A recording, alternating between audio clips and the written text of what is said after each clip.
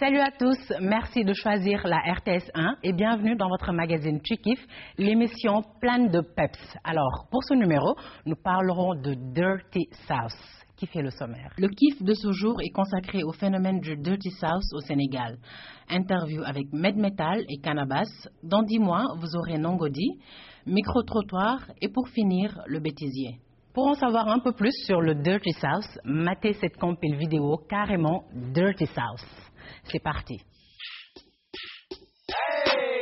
Now walk it out, now walk it out, now walk it out, now walk it out, now walk it out, now walk it out, now walk it out, now walk it out, DJ Southside walk it out, we at it again, baby, Northside walk it out, here we go, now walk it out, now walk it out, now walk it out, now walk it out, now walk it out, now walk it out, now walk it out, now Westside walk it out, now Southside walk it out, Eastside walk it out, Northside walk it out, now hit the dance floor, hey, bend your back low, she do it with no hands, now stop, pop and roll, I'm smoking bubble hoe, yeah they in trouble hoe, I like the way she move, I'm undercover hoe, now everybody leaning, I make the crowd rock, now go and walk it out, I see they on my chalk, she want that bubble gum, it's Vegas double mint, two hoes shooting me, so I know that I'ma win, it's on once again, Patron once again, I threw my head back, then I froze like the wind, Westside walk it out, Southside walk it out, Eastside walk it out, Northside walk it out, now walk it out. Hey, snap your fingers, then rock with it. Do it, do it, do it, do it. Don't drop with it. Do a step with it. Put your hips with it. All my ladies, let me see you put a twist with it. You can't do it like me. I'm by myself. I do it so good. I don't need nobody else. What's happening? What's up? Got that perk fired up. What's happening? What's up? Got Patron in my cup. I pop. I drink. I'm a Patron in perk. I can't think. I'm blown. To go. Don't know how the hell I'm getting home. Snap your fingers. But do yourself. You can do it all by yourself. Let me see you do it. Let me see you do it. Hey, snap your fingers. But do yourself. Depuis un certain temps, la scène hip-hop sénégalaise est agitée par un phénomène venu tout droit des États-Unis et qui est en train de se développer de plus en plus. Il s'agit du Dirty South. Qu'est-ce que le Dirty South? Comment est-il en train de conquérir le Sénégal? Est-il un danger pour le hip-hop local? Est-il juste un phénomène de société? Tant de questions sur le Dirty South. Et pour y répondre, Cannabis, a.k.a. Bass the Boss, le Papa Shitter et Medmetal. Alors, voici le kiff So Fresh.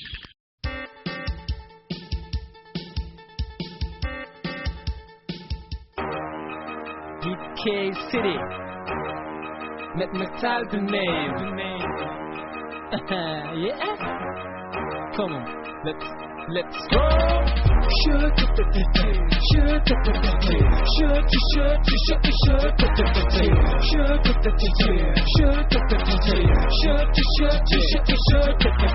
AKA Multi Flow, AKA Superboy, killing the tips hello, the Medmetal, I'm making noise. This music car rap it, super to knock the dead. Say mangi almaty, I have to quit my boyfriend. Since I the trolling gun, why am I underclass? Since I'm a get to do a lot of money cash. I'm the niggas in Yangal, left it the muckle tangle. I'm the niggas in Yangal, Senegal, and muckle langal. Walk nala bros, I overgive load of my holla. DK super hot, the tang till I can't find room. Jock Lochokune, Wakal Sama headers. Baramuti, the bitch, don't do nothing saga. Shoot the boy, then the hand. Flow rhyme, a steam pipe, big bit in my fat. Niggas, pitch, please, Nell, and then you stop metal, wall of piggy pop. You love to style, bro. You're gonna hide, bro. You're that can rap, that can pop, wicked wild, bro. But you put in the air, let's get the crunk now. My niggas, my ladies, let's get the crunk now. You love to style, bro. You're gonna hide, bro. You're that can rap, that can pop, wicked wild, bro. But you put in the air, let's get the crunk now. My niggas, my ladies, let's get the crunk now. Choose back in the day, bling your stack of the face. You should have kept you A, Google XL to play. I'm in the ligne tech, the pussy out in your eye. But Google for bar, please, nigga, change the page. Bling, bling, everything is ice. In the cat bag, choose moving everything. Nice, but my gym with the dab, then get you jackals again. Set to my future flow, the en 2005 carrément laa mën a wax ne laa dugg ci hip hop quoi te boobu dama ñëw rek def Dirty South ci li ma yaakaar man defe naa moom mooy first track Dirty South bi am Dakar Galsen. boo seetee Dirty South les deux mots composés dirty ak South. Dirty ça veut dire sale, South ça veut dire sud. fa la jógee États-Unis New York ak Californie ak ay Chicago East Coast West Coast Middle East ñoom dañ jàppoon waa South comme ay ngaaka quoi comme boy Dakar yi fii rek soo jógee feneen fu dul Dakar ci biir Sénégal wala dara ñoom ngaaka nga quoi ñoom loolu leen jàppe woon moo tax ñu leen naan waa dirty. parce que nit yaa ngi wax rek ne naan jóge du hip hop mais je sais que du mbalax du jazz du leneen rap la rap music la musique boo xam ne day sound day bomb day def lépp loo xam ne soxla nañ ko ci hip hop lyrics la am beat caisse clair dos caisse lépp la am quoi lépp loo xam ne c'est hip hop ñu ngi ci biir ça fait partie du hip hop c'est du rap c'est tout. on dit que les lyrics c'est pourri par exemple boo dégloo benn sound bu mel ne Up Down bu Young Jeezy c'est pas pourri dañ lay wax loo xam ne affaire intellect la mais par exemple nit yi dañuy jël sound yi nga xam ne moom moo gën a siiw ñu jël ko di ko déglu saa su ne moom mooy daw ci club yi booy moom la ñuy yor ci portable yi ci oto yi lu ne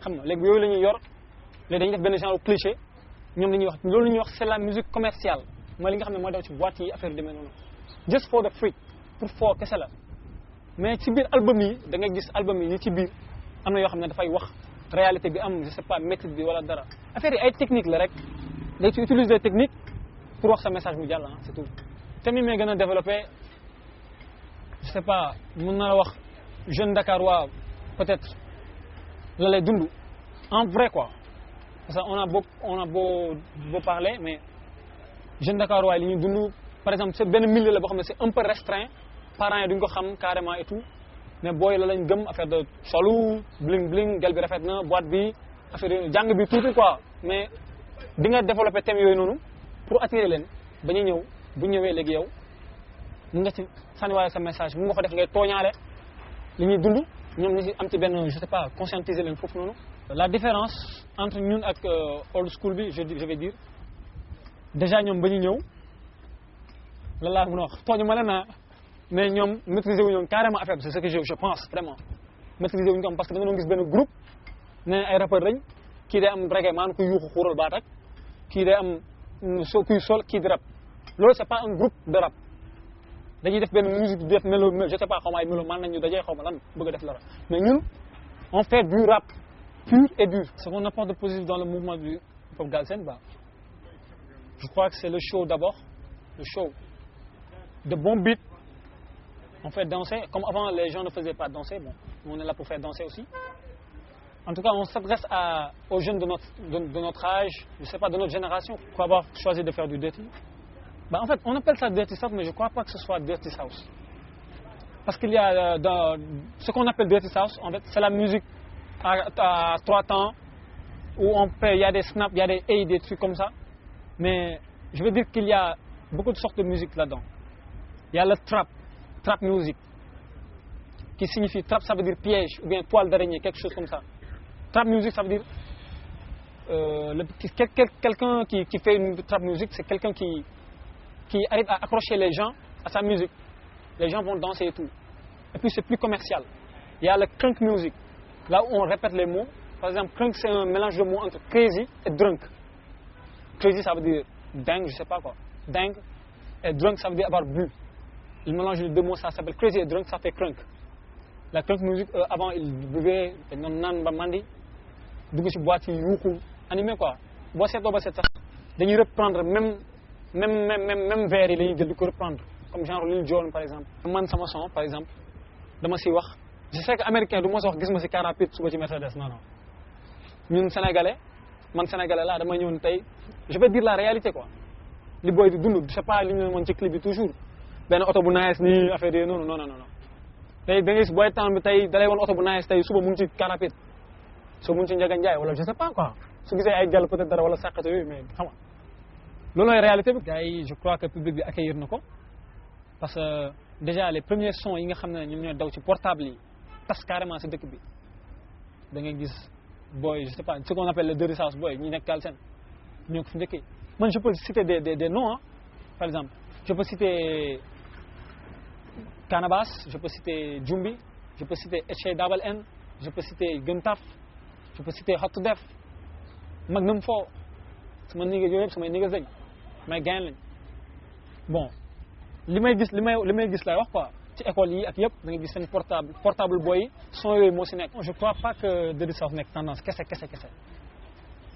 peut-être lyrics yi ñuy wax si biir Dirty South bi affaire blow yeeg yooyu noonu tendance la quoi mais kon tendance la boo xam ne dina jafe dindi parce que nit dafa bëgg lu rafet gars dañuy wane affaire yu rafet léegi tendance bi ñuy wax je vais dire ban tendance moo fi amoon bu njëkk américain par exemple dañ naan def seen son bu defee son mixé si musique gu indo ñëpp xam nañ ko temps yooyu nga dégg ay Two Words ay Rakim je sais pas ku nekk di mixé ay indo si biir mu jàll loolu c'était tendance la loolu bu njëkk tendance la woon mais bi style musical la c'est pas pareil il y a différence entre tendance ak style musical. En fait son projet concrètement je veux dire que lan la mixtape la ak album ay vidéo ay street vidéo xam nga affaire yu demee nii ay interview yoo xam ne pour hip hop bi gën a tas loolu la quoi ay show man ak samay niggas du man kese quoi. Let's get the crunk now mooy dil bi mais Dirty South mooy dil bi over.